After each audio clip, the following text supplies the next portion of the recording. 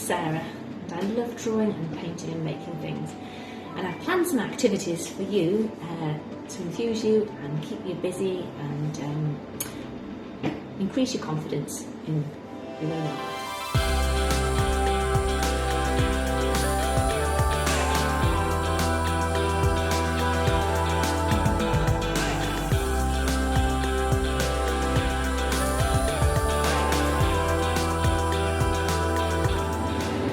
Hi, I'm experimenting with some printing.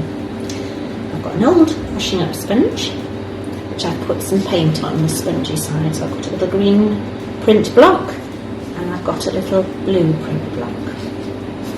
And I've been around my kitchen and found lots of different objects that I can print with, with nice surfaces. I've got a spoon, I've got an old cork, half a lemon, I've got an old toothbrush from the bathroom, a little toy car, and some bottle lids. And I'm just going to press them into my print block.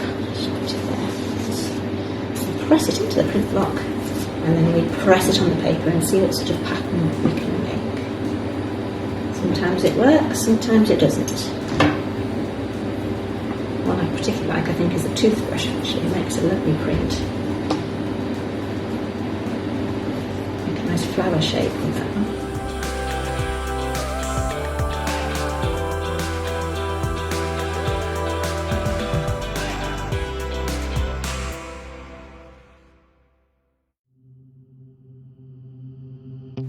Now I'm going to make a little caterpillar.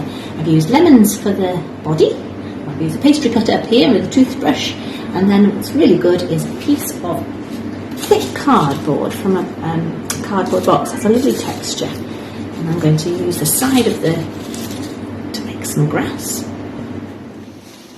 Bubble wrap's rather nice texture. If you get the bubbly side, press it onto our card.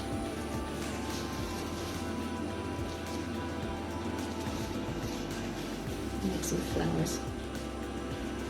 I'm going to use a piece of bubble wrap, and I'm going to use my print block just to paint over the bubbly surface. I'm going to make a nice sky with this.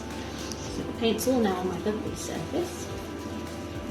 I'm going to print it onto the top part of my picture.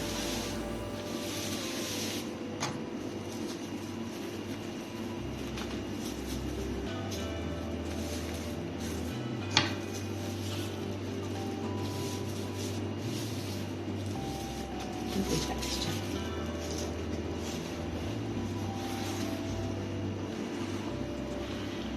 So just experiment and have fun. I like these little robins. They're so sweet and so easy to make. So what we need is something to make the round shape. So I've got a bottle top, or I could use the lemon, or a cork is really good. I need something to make the wings with a nice texture. I'm going to use the side of a paper plate. Could use corrugated card, is really good if you have any. It's got nice little marks, textures marks on it. And some pieces of card to make the legs. Really quite thin little pieces of card.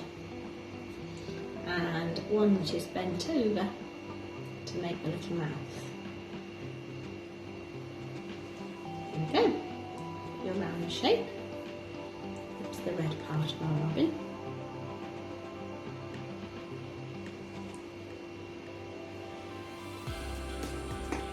And a corrugated card. Again, I'm using little print blocks like last time. Put in my brown. Make sure you put plenty of paint on those and let it just sink in under the sponge. I'm going to do a little robin sideways, so you only see one of its wings. So, its little legs, I should use beak first, like the little tiny one that you've put a bend in. Press it in your black. It's always a good idea just to check that you haven't got too much paint by trying it on your palette. Here's his little mouth. A pencil makes his eye, end of a pencil. This one's got a rubber on the end, which is quite nice. It's only sideways, so I only see one of his little eyes in this time. Then, piece of brown card again for his legs. And usually robins have little bends in their leg actually, so I'm going to give it little knees, little naggedy knees. And some little toes on the end. 1, 2, 3. 1, 2, 3. Something it has one at the back, I think, so it can grip onto the branches. 3 at the front and 1 at the back. There he is. Once you've mastered printing, you can use the same ideas to make pictures of all sorts. This is just made using a piece of card for the prickles and the grass. I used the pencil pen to make the eyes, and I just cut a little flower shape out of the sponge to make the flowers. Oh, and you bubble wrap again for the sky. It's always good for a sky. So really you can use the same ideas to create lots of different kinds of pictures.